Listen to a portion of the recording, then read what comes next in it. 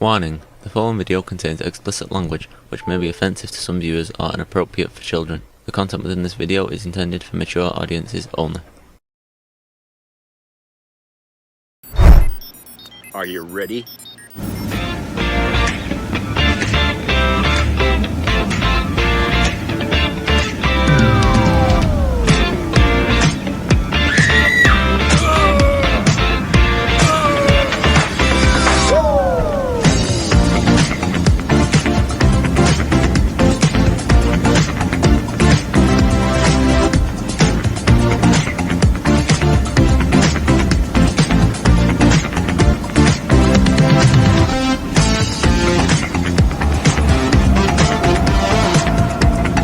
Hey everybody, it's Jeff.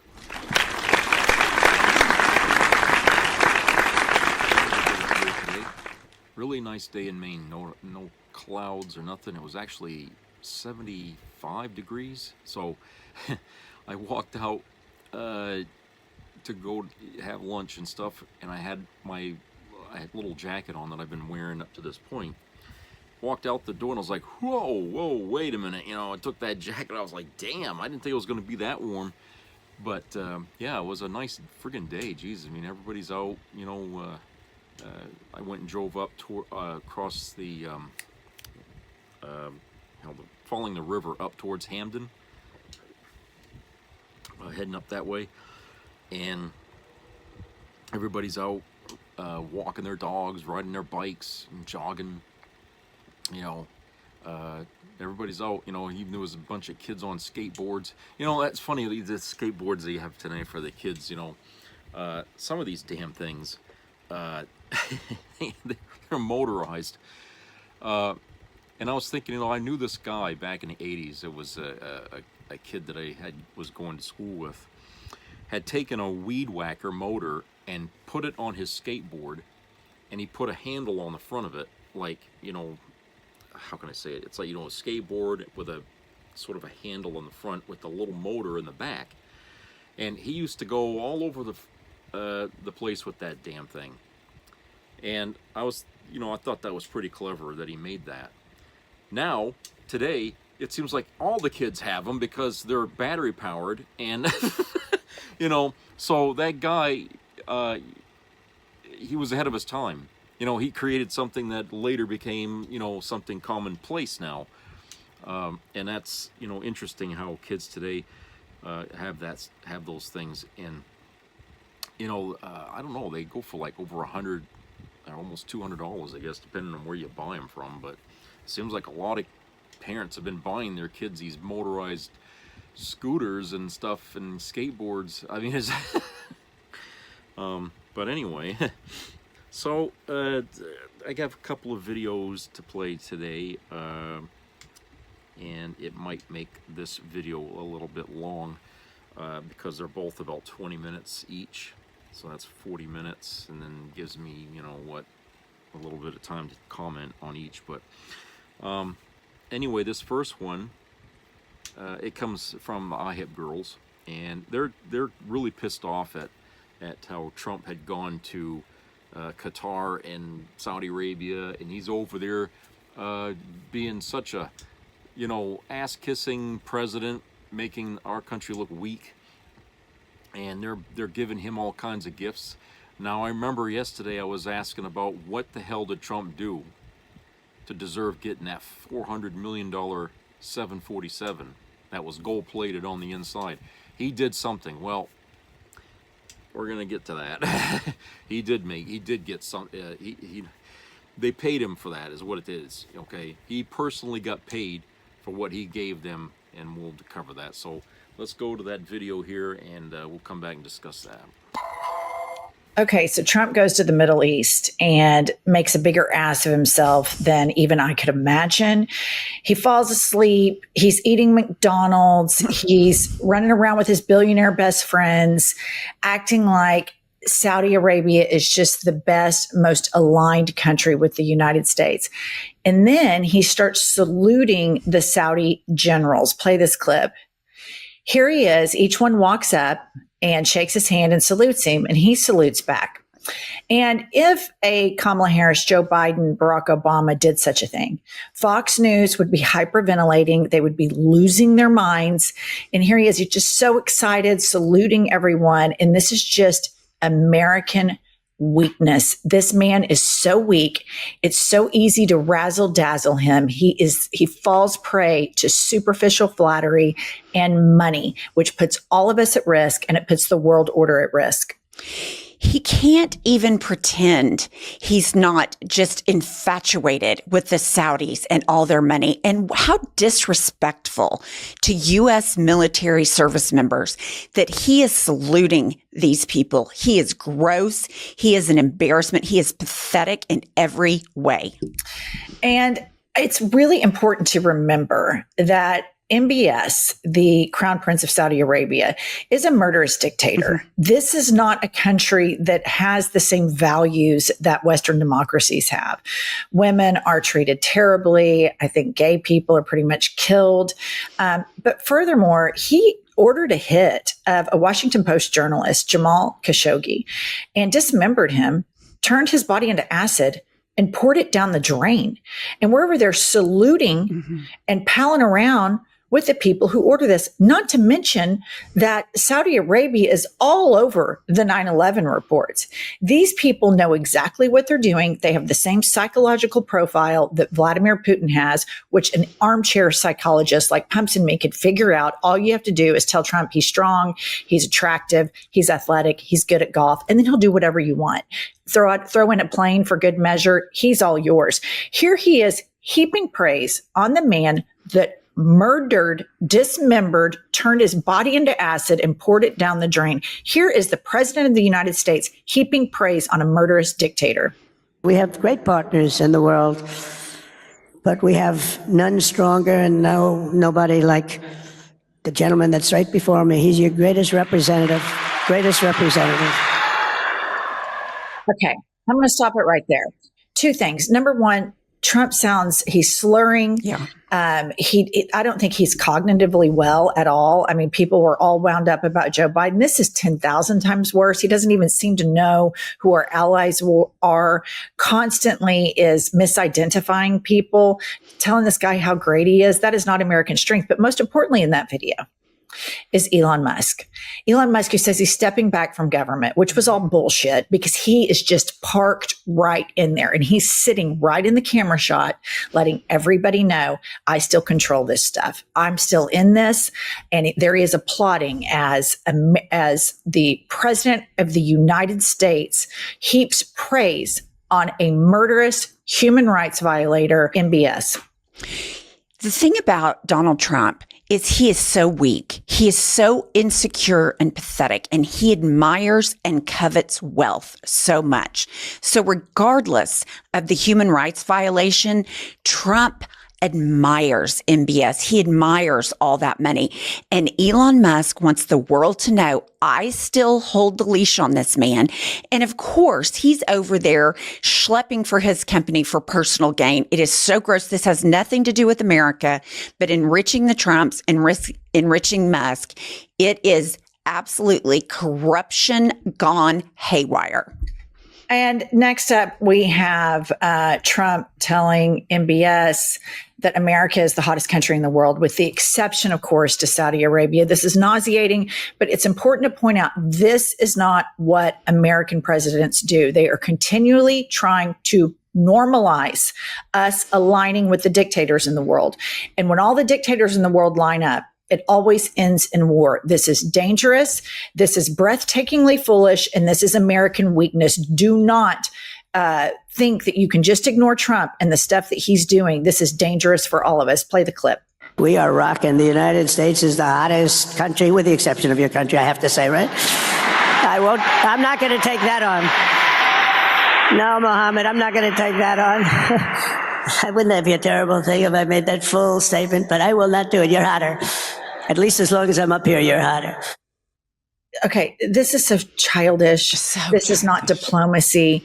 This man is demented. It's clear that he is in cognitive decline. It is clear that he is very compromised, very easily compromised, very impressed by people that just have wealth.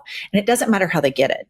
Right. It doesn't matter if they're good people on the inside. It doesn't matter if they kill journalists. It doesn't matter if they kill people that dissent. It doesn't matter if they subjugate women. It doesn't matter if they don't stand for equality. Those are not prerequisites for Trump. A prerequisite to be around Trump is to be a criminal, is to break the rules, is to game the system, because it makes him feel normal. It makes him feel like less of a piece of shit. That's why he lost his mind so much around the president of Ukraine, Zelensky, because Zelensky has conviction. He stands up for something. He stands up for Western democracy. And Trump wants to align with the dictators time and time again. But this is an historical play for people who study history. This is what authoritarians do. They start to align. And he's normalizing this alliance now. And I read an article the other day that a lot of evangelicals, the base of Trump's MAGA movement, they believe they're able to see these gifts, the plane and all of the stuff that the Saudis are doing as a blessing from God. So there's a whole nother echo chamber that people are in right now as you guys are watching us. The deep MAGA base is hearing, do you see how God has blessed Trump with this airplane? Do you see how God is blessing Trump and opening up all of these relationships? That's how they spin it. They weaponize the religion that is weaponized on all the marginalized Americans. They weaponize it on their own base and manipulate. Yes, these Christians need to remember all of the human rights violation in the name of religion in these Middle Eastern countries. And let's not forget what MBS did to his allies and close confidants once he took power. He took all their money, like held them in a room at gunpoint. Trump loves the idea of that. Elon, give me back the money. The government gave it to you. Give it back. Jeff Bezos, Mark Zuckerberg, these people need to be on high alert because he wants to have more money than anyone else. And to sit around and say that God has blessed Trump with this plane, not only is it intellectually dishonest, is it bankrupt of ethics and morals, it is stomach turning that these people run around and make excuses for this corrupt, immoral man. Well, and it's cult. This is cult-like behavior, and they get every day they go and sit in front of their screens and they see, okay, how are we going to spin it? And every single day behind the MAGA movement, there's no core conviction. There's none. It is, what is the leader going to say? What is he going to do? And what do we believe in today? In a world with so much disinformation and misinformation, it is so vitally important to take charge and agency over the news that you consume. And that's why Jennifer and I are so happy to recommend Ground News. We use Ground News every single day, multiple times a day, because Ground News aggregates the sources of news and it tells you in real time, is this article factual? Who wrote this article? Are they a dependable source of facts? Additionally, it allows you with its blind spot feature to say what the right is talking about and what the left is talking about and what the center is talking about. So sometimes the right wing may be so far off you don't know what they're talking about. Go to Ground News. They will tell you. So join us by going to groundnews.com/IHIP to get 40% off the Ground News Vantage plan that we use every day. They're subscriber funded, and our favorite part is female founded. By subscribing, you're not only getting a tool we all need today, you're also supporting our work. That's Ground, GROUND, news.com/IHIP. And we have a link in the show notes pinned. Please take a look at this. It's really important. Which brings me to one of the most obsequious members of his cabinet, Howard Lutnick, who Ron Filipkowski brilliantly named Howard Nutlick because he's so parked up Trump's ass. And here he is in Saudi Arabia and put up this post. Here he is shaking the hand of MBS, and he says, the tweeter Jim Stewartson says, Howard Lutnick meets the family who financed the terrorist plot that murdered 658 of his employees, including his brother. 3 days after 9/11, Lutnick, aka Nutlick, cut off all his dead employees' paychecks. And so Trump is surrounded by people that are equally as sociopathic and psychopathic as he is. And I remember crystal clear during the George W. Bush administration, it was the mantra from Republicans was, they hate us for our freedom. These people don't represent Judeo-Christian values. Islamophobia exploded under all of this. After Obama won, he went on a Middle East peace talk tour. Fox News, right-wing media, Rush Limbaugh, everybody lost their damn minds. The situation with MAGA is they do whatever they want with impunity, and they parade that every single day in front of the American public because that is the authoritarian play. We get to do this, and it's okay if we do it. And I would also be remiss if I didn't mention in here that Jared Kushner left Trump 1.0 with a $2 billion investment. So Saudi Arabia knows exactly what they're doing. All of these cards that Howard Nutlick is selling, the $5 million citizenship, these are not going to go to rock solid people with integrity. You don't see Trump having these types of talks with Western democracies, with Western leaders. You only see this type of camaraderie and everything's so great. You're hot and I'm hot and everybody's hot with dictators. You saw it with the guy from El Salvador. You're such a badass. I'm such a badass. We're BFFs. Let's fucking go.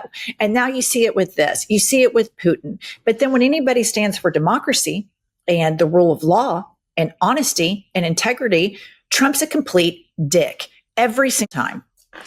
It's no wonder that he surrounds himself with people that are, literally cutting off the paychecks and being all chummy with somebody that killed your brother and almost 700 employees. It's gross, but that's who these people are. Like you've said from the jump, to be in the Trump administration, you have to have a prerequisite for corruption, and you have to be fine with a convicted felon's decision making. This is so absolutely disgusting. And I'm just shocked that Fox News is not up in arms about this, because the reason we've had such shaky relationships with these countries is because of the human rights violation. It's because of the funding of terrorism globally.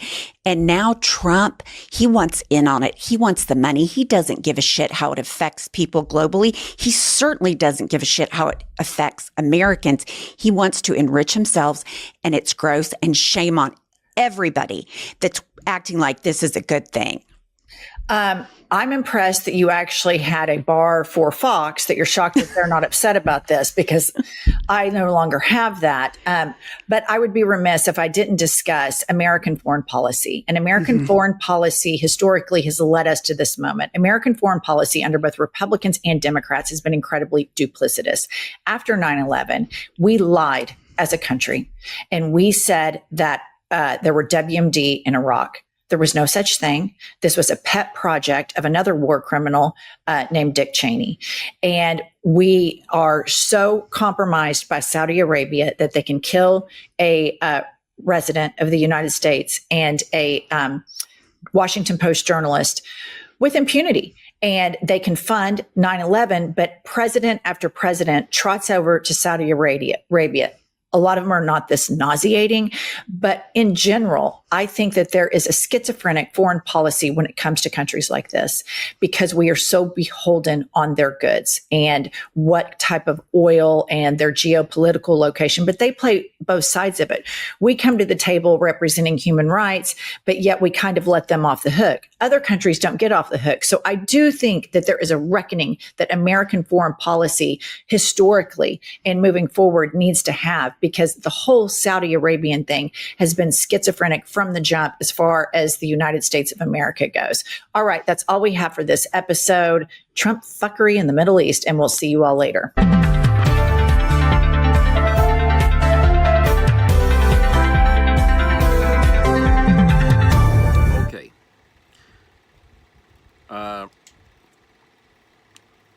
This is what Trump sold to Saudi Arabia. It was an arms package.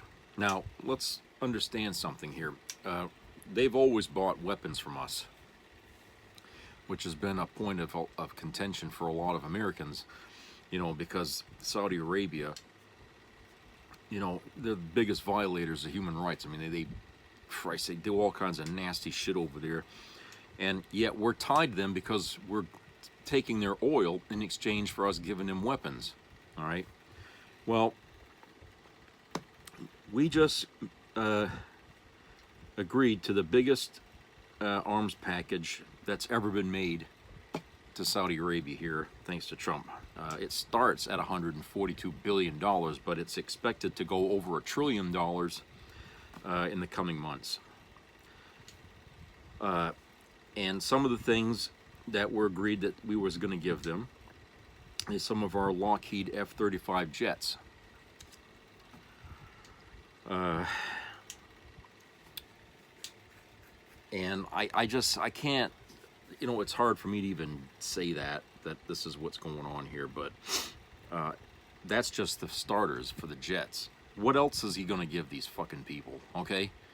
You know, you can't trust them not to take our weapons and use them in a way that, you know, who the hell do you think they're going to go after?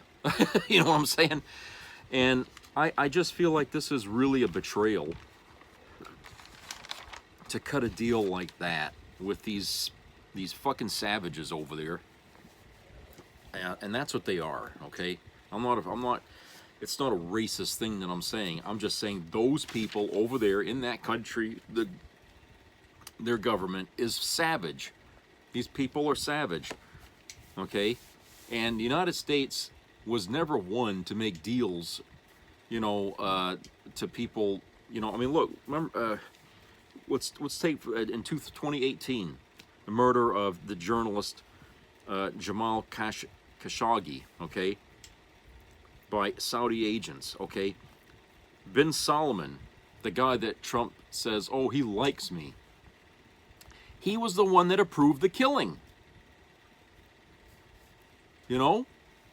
He's the same guy that killed this U.S. journalist on Saudi Arabia. And now Trump and Bin Salman are like this, or at least that's what they want him to think. You know, remember, if you flatter Trump enough and you give him big expensive gifts, he loves you. They know this. So they do this to him. They give him, you know, all this praise, and then he cuts a nice big rosy arms package deal with them, and in return they give him a fucking $400 million 747. Okay? Guess who else was at that fucking place? Musk. I know why he's there. They sell some Tesla cars to them. He's there to secure a bigger deal of sales of his fucking cars over there to make up for the losses he accrued this year. All right? He went with Trump over there to make his own fucking deals with this country for his fucking company. So Musk is not like a guy who kind of faded into the background now that he's not really in charge of Doge. He's still kissing Trump's ass and he's still following him around, all right? He's still there in the background. But that's why he went over there.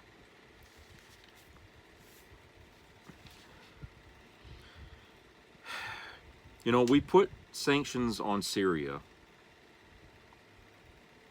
because they were a state sponsor of terrorism back in 1979, okay? And then we added more sanctions on them in 2004 and in 2011 after a civil war had broke out.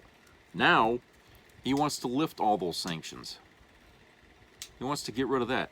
So, again, this is another incident where Trump is being played here.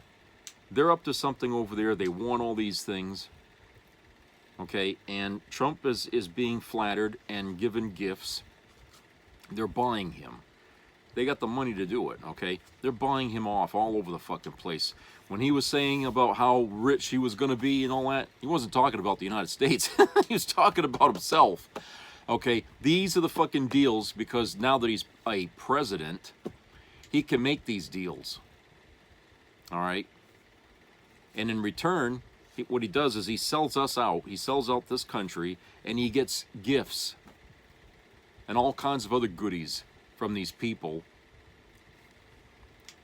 You see what I'm saying? He's going over there and undoing a lot of hard work and a lot of,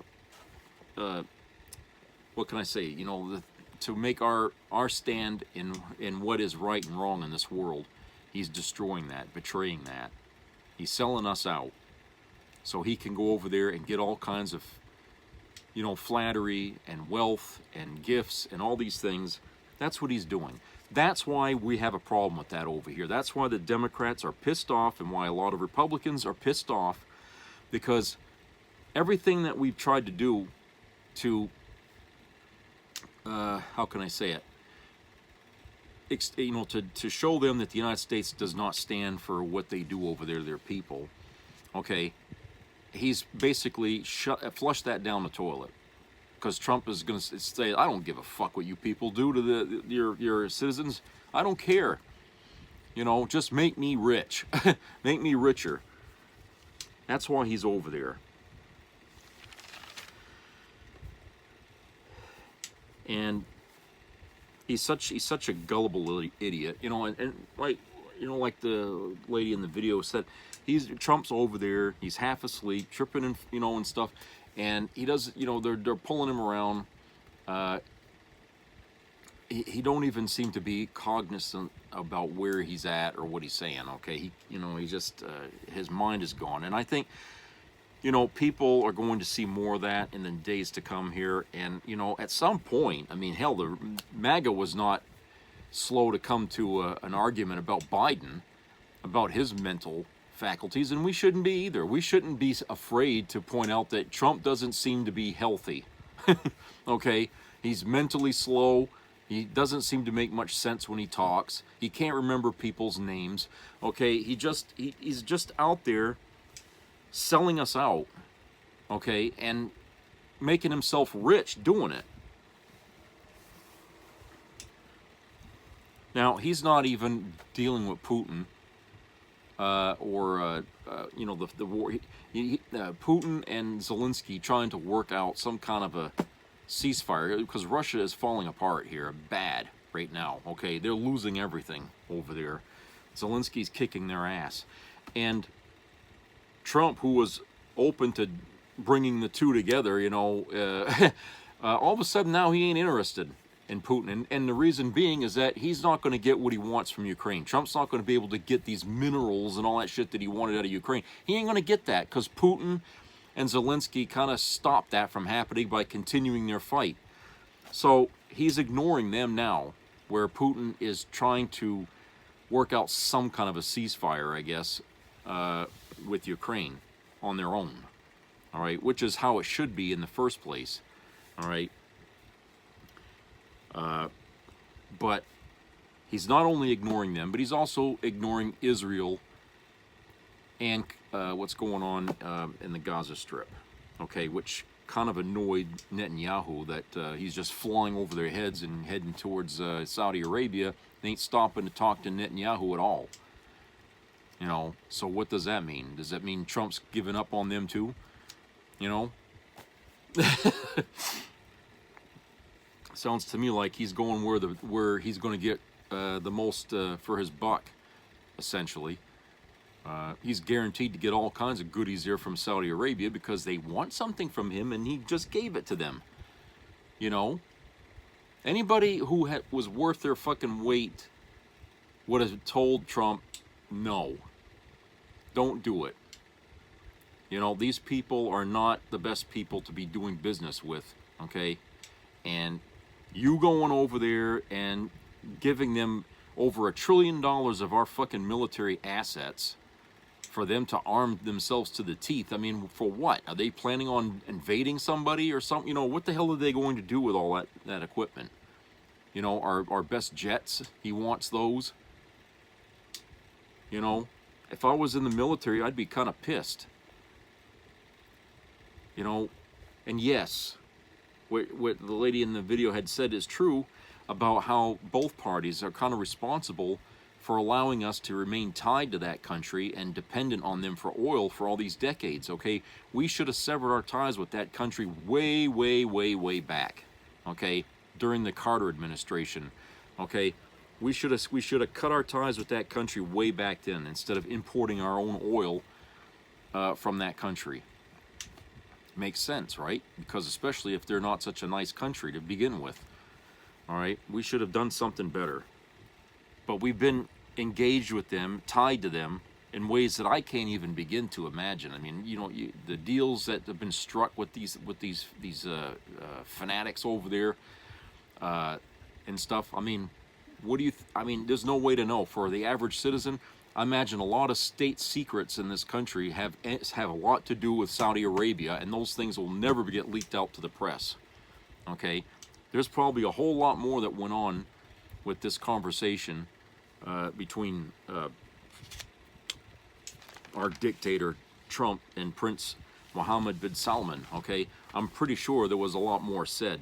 The only thing that was reported is what the press was allowed to report. But I imagine there was a whole lot more there, and I'm scared to say, you know, what that could be, because, you know, there's friction with Iran, and Trump, for some reason, he wants to tighten his grip on Iran to make sure they don't get nuclear arms. Well, that's been the job of the UN. Okay, they've been making sure of that, and if there was any need to worry about that, I'm sure the UN would have said something about it by now. Okay, but Iran has been allowed to have nuclear materials to build power plants. Okay, they can't, you know, refine that uranium enough to make them weaponized, but they are allowed to make power plants, and I'm sure they've been watched over that. But Trump is starting to beat that war drum the way Bush and Cheney did when they were accusing, you know, Iraq of having, you know, weapons of mass destruction. Okay, I think that's what Trump is building up to here. Is he's trying to suggest that Iran has nuclear capability, nuclear weapons capability, and you know, and I hope that this doesn't mean we're heading into a possible conflict with Iran, a war with Iran. But on the other hand, he might be making deals with Saudi Arabia to have sort of an ally to go after, to help fight Iran or something. You know, I don't know. I mean, I really don't know. You got to remember, it's not just Trump. Okay, it's his administration. He's got advisors. Everybody around him is telling him ideas and stuff like that. Okay, and I'm sure that in some ways they could be manipulating Trump in some way to do these things, to make these agreements, you know. And I hate to say it, you know, but you know, with the people he's hired to work with him, these fucking people are crazy. you know, they're seeing skeletons everywhere, and you know, I don't know what the hell to think. You know, how safe it's going to be for us in the coming months, but I certainly wouldn't rule out a possibility that Trump may try to lead us into a war in the Middle East again. Okay. But there's a lot that went on here, not just what, you know, him getting that stupid airplane, but a lot of things that was done that I don't think the press really has all the facts about, because there's a lot of doors that are still closed that we don't have the key to open here to find out what the hell was going on. What else has he done over there since he's been there? Okay, because they went out of their way to flatter him. They brought McDonald's over there so he could eat McDonald's food. I mean, they know this fucking guy and what he likes. So they went and they buttered his ass as much as they could to get something big, okay? And this arms deal is one of those things, I think, and there's probably a whole lot more that we don't know. That, I mean, because Trump knows that people are pissed over here about what he's doing. He's probably, or at least the administration's concerned about people getting more upset over here if they find out the rest of what he's made an agreement with over there. And right now his approval numbers are way below where they should be for a president at this point in his term, and they don't want to risk any more. I think for Trump anyway, because it's gonna backfire on all the other Republicans in Congress and the Senate when they come to try to win their seats back. People are going to be upset as hell. So hopefully the press will get more info out of this. But from what I know already, I'm pissed. Okay, I don't like this idea of trying to cozy up with Saudi Arabia. I mean, just because we buy their fucking oil doesn't mean we have a right to give them our goddamn weapons too. Okay, we know what these people are like over there. So I just there's too much history between our two countries that have been a lot of friction, and we've overlooked it, or we've tolerated it because we buy their oil. Well, we don't have to buy their fucking oil. We make a ton of oil. We drill out a ton of oil in our own country. We don't need their oil. And if our oil companies had a brain, okay, they would be trying to work on other alternative energy sources, so that way a country like Saudi Arabia cannot have dominance in this country and call the shots over there.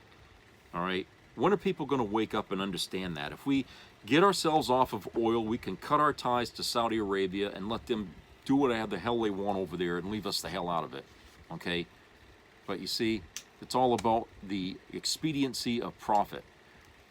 Keep us tied to them so we get our money. It's sick how our country, or actually how the world works, because we let business dictate way too much policy in our governments. Way too much. All right, let's go to a commercial break and we'll come back.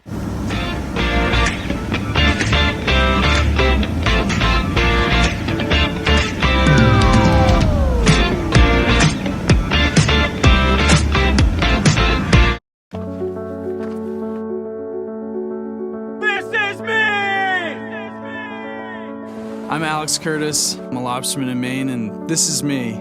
I'm Roxy Sugar, and this is me. I'm Eric Hopkins. I'm an artist, and this is me. This is me. Me. This is me. This is me. At the end of the journey, the main thing is you, original.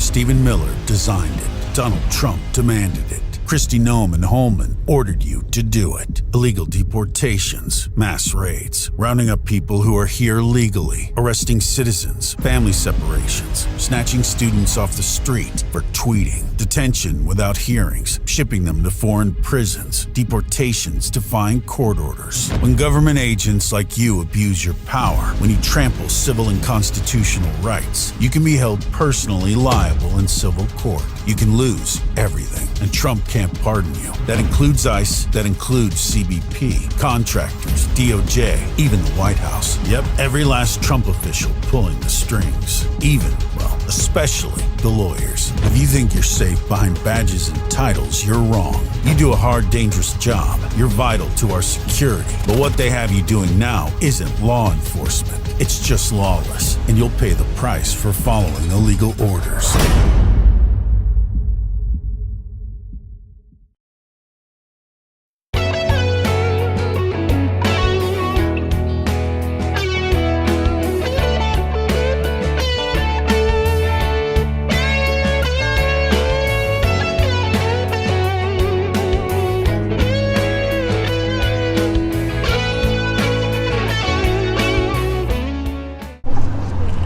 I thought I'd just get head spins, not nicotine poisoning. Oh my god. His vape taped. I wanted to be social. I didn't want the addiction that took over.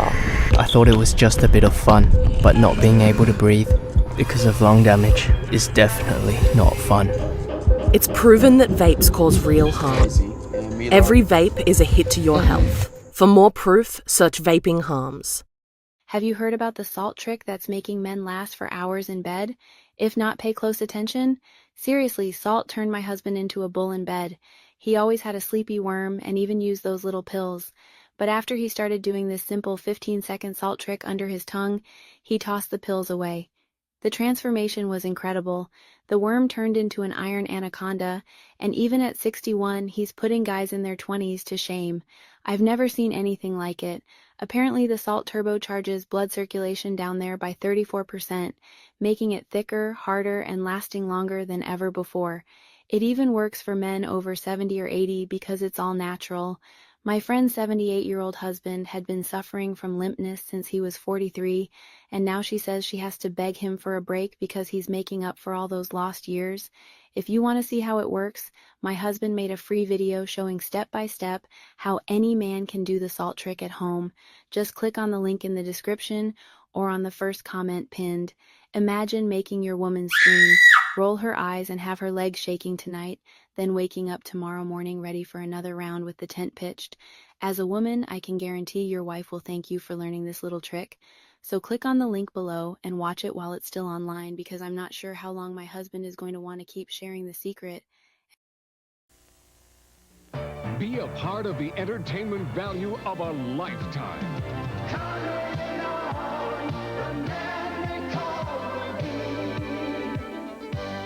I loved it. It was the best performance I've seen in a lifetime. I loved the show. I liked it very much. He's a very entertaining man. It's well worth the money. Now appearing in Charlottetown, coming to Halifax November 6th to the 18th, and St. John November 20th through the 26th.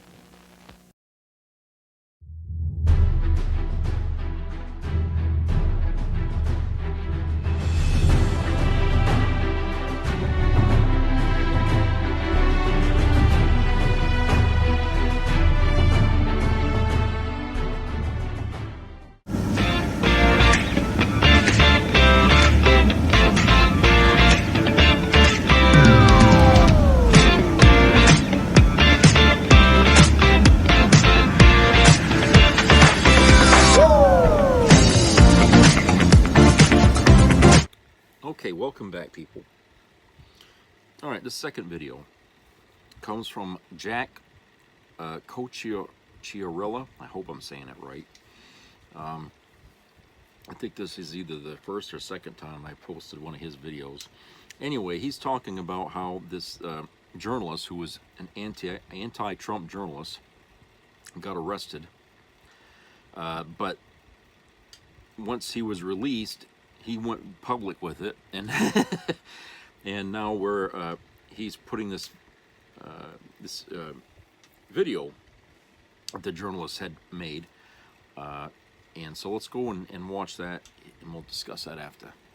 Donald Trump's administration is arresting protesters, they are arresting judges, and they are detaining journalists. All that is left for Donald Trump is threats and intimidation. He knows that he is becoming weaker. He knows that he is becoming less popular. He knows he's losing in court. It's the reason he has to try to suppress any opposition by means of intimidation. But it is backfiring in his face, as we saw one of the most prominent anti-MAGA journalists and internet personalities in Hassan Piker speak out after he was detained by Donald Trump's administration. We're going to get into it all, but before we do, if I could quickly ask you to leave a like on this video, and if you haven't already and you enjoy our channel, to hit that subscribe button. It goes a long way, and it really does mean a lot to me. Now, before we get into the testimony shared by Hassan, I want to hear from someone else who has been speaking out against the intimidation coming from the Trump administration, especially towards the media, and that's Jasmine Crockett right here. It should not be surprising that the president is doing everything possible to make it more difficult for the media to hold him accountable. and for the public to be informed about his reckless and illegal behavior. Yet here we are. The Republicans have actually organized this goofy hearing to try to convince the American people that PBS and NPR are, quote, domestic terrorists, or domestic threats, my apologies, not the incompetent, unqualified Secretary of Defense who's texting war plans to journalists. But it's y'all, PBS and NPR, the American people are supposed to be worried about. You can't make this up. It's as stupid as it sounds. The American people should be worried about the president threatening to investigate NBC for treason for reporting on his felony convictions, or arresting reporters and stripping networks of their licenses for not saying nice things about him or not using Gulf of America. The Republicans' witness, Mr. Gonzalez, went so far as to suggest that because NPR and PBS reported on the murder of George Floyd, they, quote, represent a danger to our physical health as well as to civic health of our body politics. Ms. Mayor, do you think reporting on the murder of George Floyd and highlighting instances of systemic racism is a domestic threat to America? Thank you, Congresswoman. I believe it's our responsibility to report on all issues of interest to the American public. Thank you so much. Ms. Kerger, what about you? I agree. I think it's important for us to report on the important news of the day. So let's talk about the critical role of public media. During his first term, President Trump's own Department of Homeland Security highlighted the importance of public broadcasting's role in public safety. In 2018, his administration stated, quote, PBS and local public television stations play a crucial role in protecting communities by delivering essential information to individuals and first responders. These benefits are all made possible by public broadcasting stations' unique reach, reliability, and role across America, and are especially vital in rural and underserved areas. For so long, MAGA has claimed to care about free speech, claimed to care about allowing your voice to be heard on college campuses. That was the big pet issue of the right, how there weren't enough conservative voices. They were being suppressed on college campuses. But now if you're a liberal college student, if you're a progressive college student, if you're a college student peacefully protesting, if you're a college student just putting your name on an op-ed critical of the administration and the actions they take and the policies they support, they'll throw you in jail. They'll disappear you. They'll ship you off to a different state without cause, without identifying themselves. Donald Trump's mass thugs will just pick you up in street clothes and put you in an unidentifiable vehicle.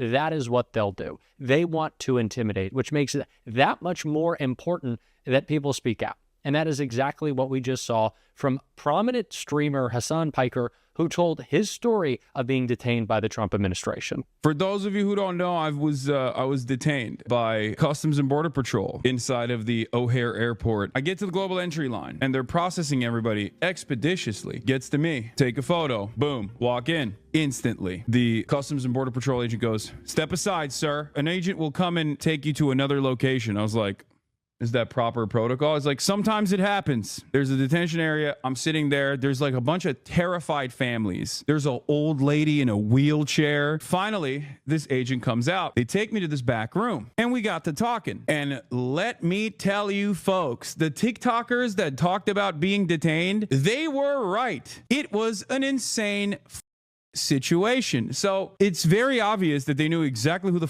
I was. It's very obvious that they knew how to like navigate the conversation. You know, he's like, "Oh, what are you doing in Chicago?" And I was very revealing. I was like, "I want to take my family out for Mother's Day to France, but I had to come back early from France because I have a speaking engagement at University of Chicago." And he was like, "Oh, what kind of speaking engagement?" It's like, I don't know, some like journalism school stuff. And he's like, "Oh, well, since you mentioned that, what do you do as a job?" And I was like, "I'm a Twitch streamer." And he's like, "Well, since you mentioned that, what kind of things do you stream about?" So I was just like, "I play video games, but I also do current events sometimes." And he's like, "Since you mentioned that, do you talk about the news?" And I was like, "Yeah, I talk about the news." "So when you talk about the news, do you talk about the war?" And I was like, "What do you mean by that?" He's like, "Do you talk about Trump?" And that was the first time where I was like, what the is this question? Like, I literally straight up told him, I was like, why are you asking me this? Like, what does this have to do with anything? None of these questions are actually valid questions to ask. But I was entertaining it because, one, I didn't want to present it as being difficult because I didn't want to extend the tension. And two, I actually wanted to see how far I could take it. And I'm glad I did this because the reality of the matter is I'm profoundly privileged. I'm a public person. I have enough money to be able to fight back against this sort of thing. And they know who the I am. So obviously, the reason for why they're doing that is, I think, to try to create an environment of fear, to try to get people like myself, or at least like others that would be in my shoes that don't have that same level of security, to shut the up. And I'm going to use the privilege that I have in that moment to try and see what the they're doing. Every single thing that they ask me is literally not allowed. Like, what the do you mean? Why is this denying me entry into the country of my birth? You can't just stop me at the border and be like, what's your opinion on Donald Trump? You're not allowed to enter the nation. You may have seen this recently, but friend of the show and prominent YouTuber David Pakman spoke out about the advice that he received to not travel abroad. That David was a naturalized citizen. He wasn't born in the United States, but his family moved here when he was very young. But for most of his life, the majority of his life, he has been an American citizen. But still, he is worried that the Trump administration, just because of the show he hosts, just because of the truth that he speaks, will come after him and try to interfere with his entry, his re-entry into the United States, maybe traveling to a different country just because of who he is. And obviously, that is not hair on fire, lib reaction. That's true. That's what's happening. There is real evidence in Hassan's story that this is what we are actually seeing. This is the intimidation that comes with interacting with the Trump administration. This is the police state of fear that they are trying to build. This is what they want people to feel no matter where they are. It's not just going in and out of an airport, but where else is Donald Trump and his police state going to be monitoring you? Like, really, of course, when you're coming back into the country, you have your photo taken, but I don't want to get too conspiratorial here, but it's not a conspiracy. They are identifying and disappearing people all across the country, and they're doing it again with these ICE agents who are dressed like Proud Boys, because let's be honest, a lot of them are, and they're in street clothes. So anyone at any time, could just steal you away without any cause, without providing you any information? That's what this administration is doing. And it's the reason why we have Democrats like Senator Van Hollen making the important point that standing up for the human rights the due process deserved to Abrego Garcia isn't about defending the character of the man, but the very principle that Donald Trump wants to violate. That is what they are doing. These things that they claim to care about for so long, they simply do not. And it is with the way not only that they're carrying out their intimidation, but also how the Trump administration is operating on the world stage. And that was called out by someone who I think is a rising star in the Democratic Party. And I want you to check out this full clip of Congresswoman Sarah Jacobs right here. Look, I'm glad that we all seem to agree that human rights and democracy are an important part of our national security and foreign policy. I know there are some on this committee who maybe think they aren't, like our chairman Mast. But I believe that it's actually in our national interest to prioritize and center human rights and good governance in our foreign policy because it's in our long-term interest to do so, right? Like, let's take the African continent, the youngest population in the world. 70% of the population is under 30. These young people are the future. Do we want them to remember the U.S. supporting their autocratic regimes or supporting populations who need protection and support to fight for a better future? Obviously, we can have that policy discussion, but what we're talking about now is the grave mistake I think this administration is taking to sideline human rights, democracy, and governance at the State Department. And Madam Chairwoman, I first of all don't believe any of the programs that you cited are actually DRL programs, but also, look, you can cherry pick a random grant or a program here or there and frame them as something that's silly. That's fine, actually. I'm actually fine if you disagree with some of the programs that the Biden administration put in place. They were aligned with Biden's foreign policy priorities, which included supporting human rights, including LGBTQ+ rights. It is totally normal for a new administration to come in and decide that they have different priorities and to terminate those programs that they don't think align with their policy priorities. But that's not what this administration has done. It has actually canceled nearly all human rights programs including human rights programs that were working on fighting for freedom in China, in Venezuela, and Nigeria. And it is gutting the expertise in the department around human rights. So first, Dr. Quirk, I want to dig into a little bit more the impact of this administration's gutting of democracy programs. Approximately how many of your programs were terminated by this administration? At the start of the administration, we had roughly from state and AID 95 active awards, and all but a handful have been terminated. And the administration has assured us that this review was being done in a systematic way, that they were focused on waste, fraud, and abuse, that they're just doing due diligence. Did any of those terminations include a rationale for why the program was canceled? No. Would you consider any of those programs woke?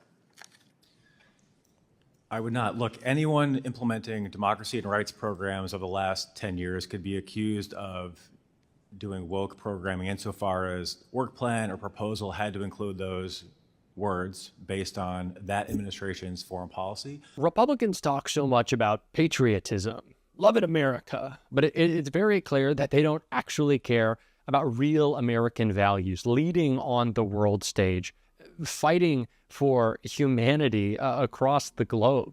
Making sure that the perception that people have of our nation is one where you can chase a better dream, one where we will protect those who are striving for freedom around the world, building democracy. That is not the case anymore with Donald Trump. He has completely reordered this world, aligning himself with autocrats and destroying the image of America as he has, of course, overseas, but domestically as well.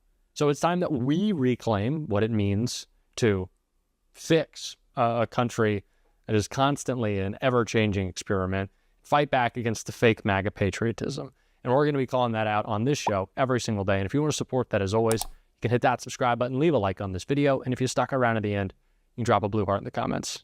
And until next time, I'll see you soon. Clearly, free speech is a problem for our dictator Trump, okay? It really is.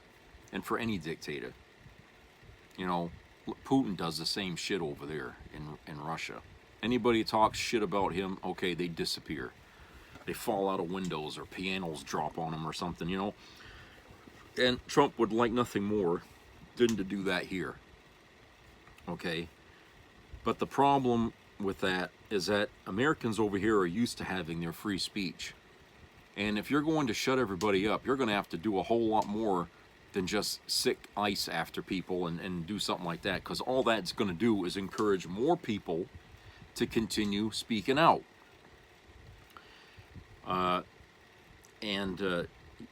You know, because over in Russia, people have been, every government practically in that country has always been oppressive, so those people have grown up under oppression.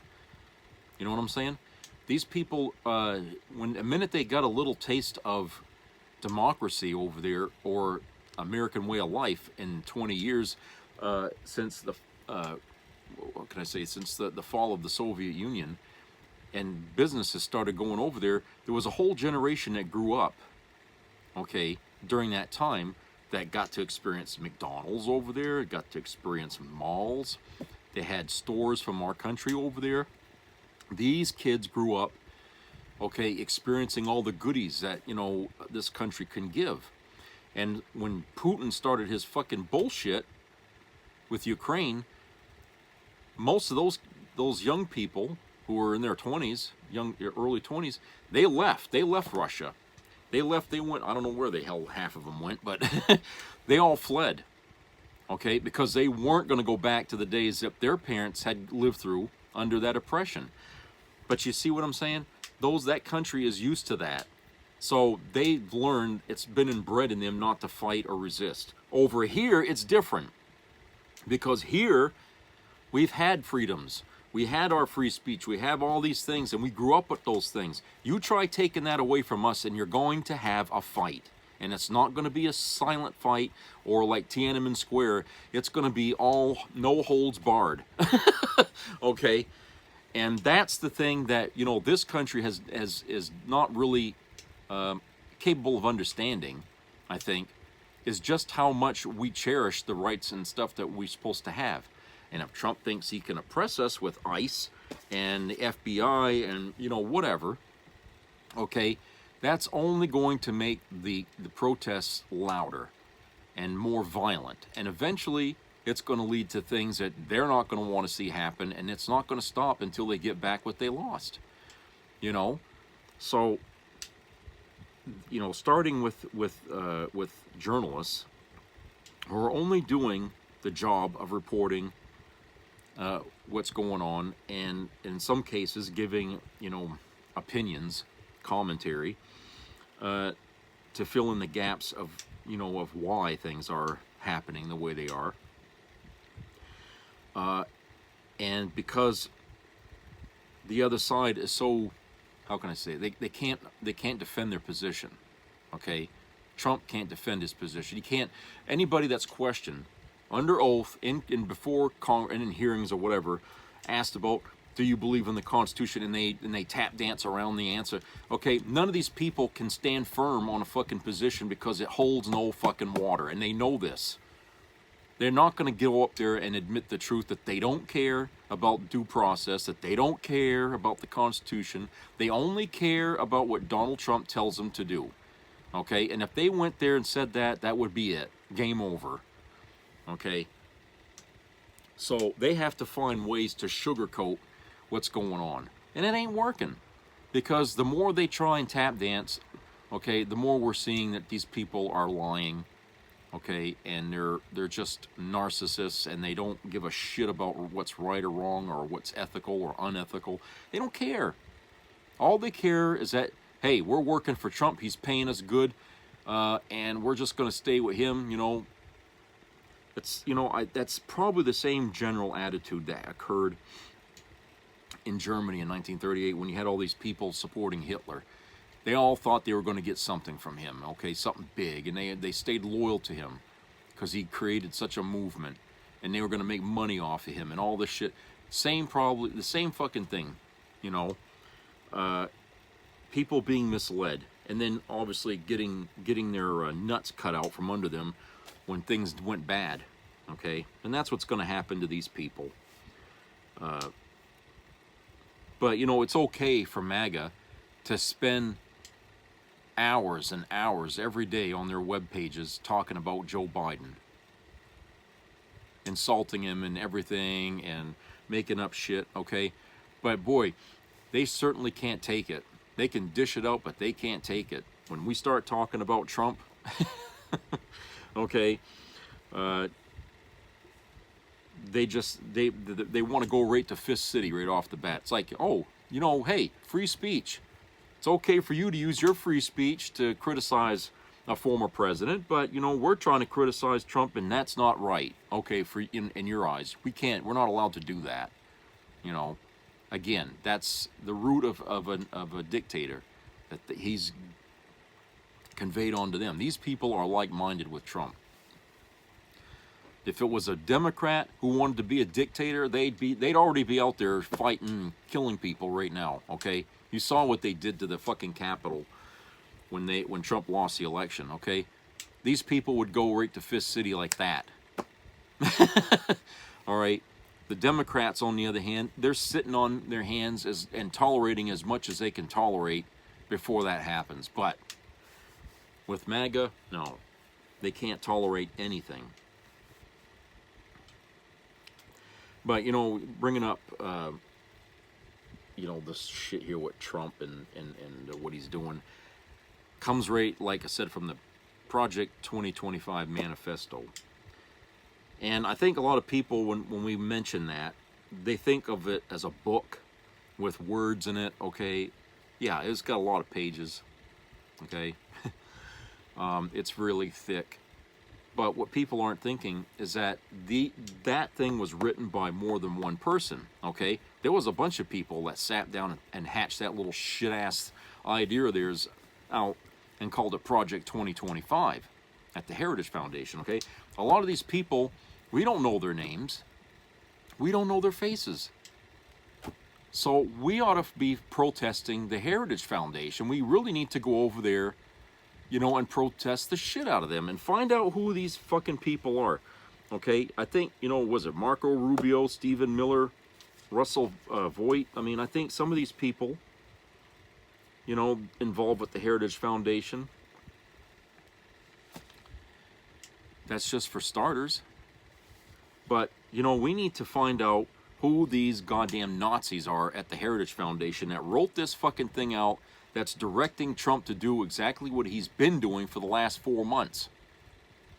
Okay? Because obviously their agenda is not an American agenda. It's about destroying this country and turning it into a police state. Okay? That's what they're trying to do. They want to take away everybody's rights to the most basic thing.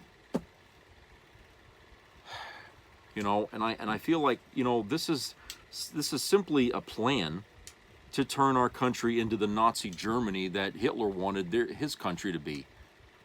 It's like the Nazis left Germany and moved over here. And I think, you know, in some ways that's probably the truth. I mean, not all those people fled to South America. A lot of them probably came here.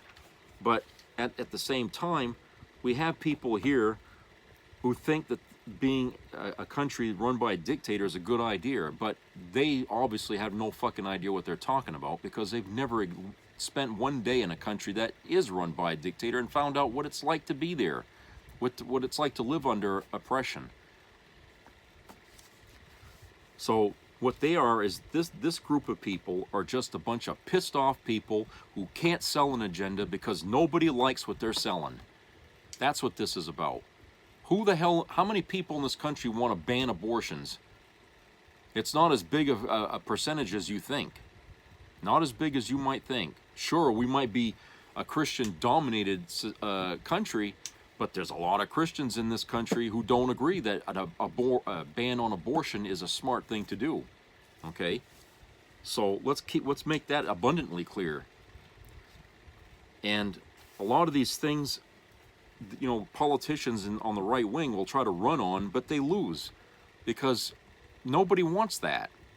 They're constantly trying to sell us a bit of goods that nobody's interested in, and they can't win on those things. So they get pissed and get so pissed that they sit down and they write out a fucking thing, a manifesto like this, as a sort of revenge that, well, if we can't get our way, you know, then we're going to force you to take it.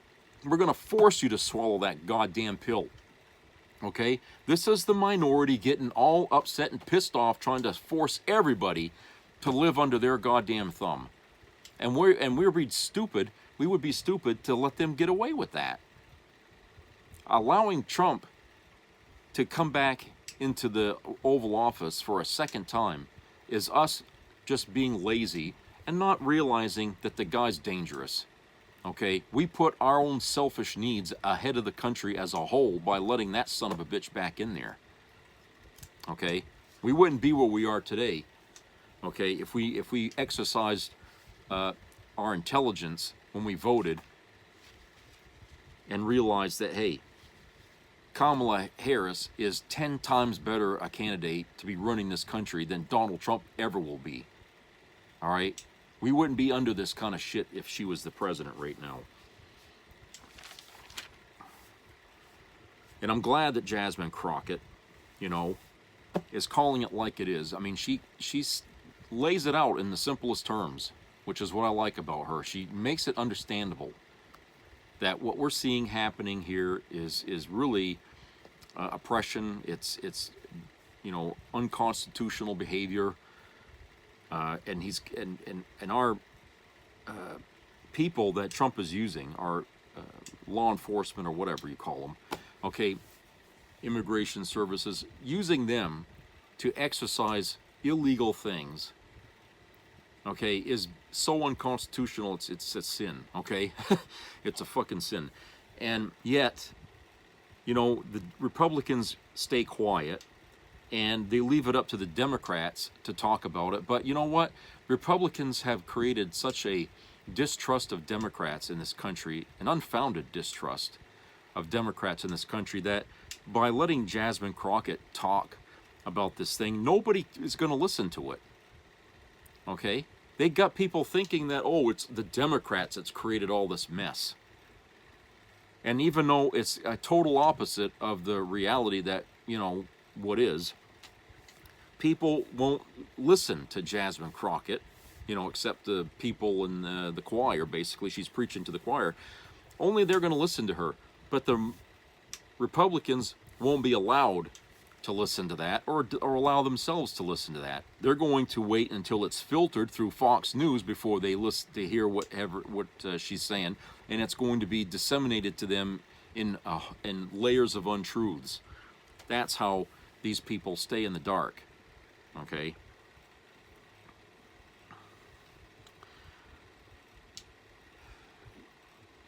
And I think, you know, people, this journalist, I mean, they ought to sue the government. I really think. I mean, even if they lose, the fact that they bring a lawsuit opens this up even on a more public scale, because it becomes a story, you know, about the journalist that was wrongfully detained by ICE or whatever, suing the government for having their due process violated and questioning their free speech. Okay. Certainly the way he was describing how they were questioning him says that they knew before they asked him what the answers were. They wanted him to you know, basically bury himself with them when they kept asking him, you know, what do you think about this? What do you think? They already knew. They knew this guy, okay? They singled him out amongst all the other people to bring aside. Okay, so, you know, these people are into everybody's fucking stuff, that whatever they're doing. You know, everybody that's, you know, making videos, you know, that are against Trump and stuff, they already know about that, okay? They already do. I got no bones about believing that, okay? And that's their insecurity. That's their insecurities, because, see, these people... they're doing what Trump wants them to do, and if they don't, they will most likely lose their jobs. But the fact is that if they thought Trump was doing the right thing, there would be no need to monitor people talking shit about him, you know, or saying things about him that, you know, that's egregious, as, you know, the things that he does. There would be no need to worry about that if Trump was doing right. But the very idea that they're out there rounding up anybody they can find to silence the masses says that, hey, they're too afraid. They're too afraid to let people continue to expose what Trump is up to. They're too afraid to do that. Okay? They're too afraid. And, hey, you know, what can I say? You know, you can't bury the truth. The truth has a habit of coming out anyway. The more you try to bury it, the more it digs itself out. And Trump is too, I don't know, he's given a lot of people a green light to do things. So it ain't always Trump that's making these plans. It's the people under him trying to find the best way to execute his plans. That means you got people thinking, you know, other thoughts along the same line that Trump is telling them what to do. So the heads of these organizations like ICE and all them, okay, these people are also to blame and also to be criticized for what they're doing, because they don't seem to give a shit any more than Trump does about due process and Constitution and people's rights. They don't care. So, yeah, there's a lot of blame to go around here.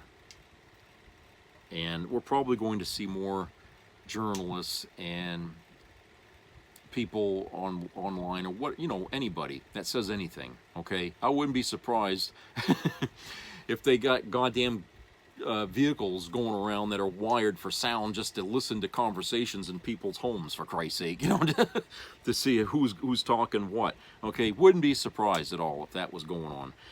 But I'm just saying is that that's a sign that this government, this regime that we have, is very insecure. They know they're doing wrong. They're worried as shit that the country's going to rise up against them. And they think that they can beat them to the punch if they get a heads up and they can start oppressing. But, you know, like I said, it works against them every single time. In history, it always shown you can create as much injustice as you can in your country. But eventually, people are going to come to a realization that, you know, either way, we're fucked. So we might just as well go after them and stop it, okay? If we don't do anything, we're screwed. If we tried to fight them, we're screwed. So how do you want to do it? You want to go out fighting or not? Okay? And that's what eventually happens. People just get fed up. And, you know, I hope that it doesn't come to a bloody fucking civil war in this country. But Trump sure as hell wants that to happen, it seems. You know, and I don't see why anybody else working in his administration would want to see that happen either. But you certainly can't stop it in the manner that they're doing, okay? Because when people disappear, other people step up to take their place, you know? So, and then, hey, look, you even got MAGA, some people in MAGA turning on Trump now, so you know it's getting bad. When his own supporters are starting to dwindle in number. So the more that happens, the more sweat these people are going to be excreting as the days go on.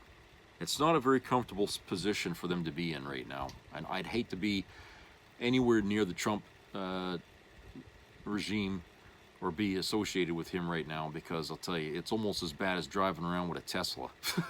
You know, because if they find out you're doing anything with Trump, okay, you're not going to sleep nights, okay? You're going to be wanting to cuddle up with a rifle in your bed, you know, just to get rid of the people that are coming after you. Because I'm telling you, it's going to get to that point. These people are not going to be able to rest doing what they're doing. It's going to backfire on them, you know. And they can stop it. They don't have to follow Trump's rules, okay? They don't have to. They have the grounds to say, no, I'm not going to follow. That's an unconstitutional fucking law that you want me to do. Fire me. I don't care, but I ain't going to do it. If Trump's orders won't be followed, then that neuters Trump, right? And these people could stop this shit by not following his goddamn orders. No matter what executive order he writes, they can take it to court, and the courts will argue again for them. They're already fighting Trump now in many states. So, hey, anyone who stands up against Trump right now and says, I'm not following his fucking commands, they can get protection from our own justice system for doing the right thing, because, hey, they are standing for the Constitution where Trump is not. Who do you think they're going to say is the guilty party here? They need to think about that. It's not all hopeless because you're working for Trump. You have an out in this situation. All right, so that's it for today. I hope everybody has a great rest of the week. Subscribe, comment, share. Keep your ears open for any health-related issues. And treat each other kindly out there. Be neighbors, you know, help each other out in whatever way you can. And hopefully things will get better, you know, in some way. The weather certainly can help. All right, I'll talk to you guys later.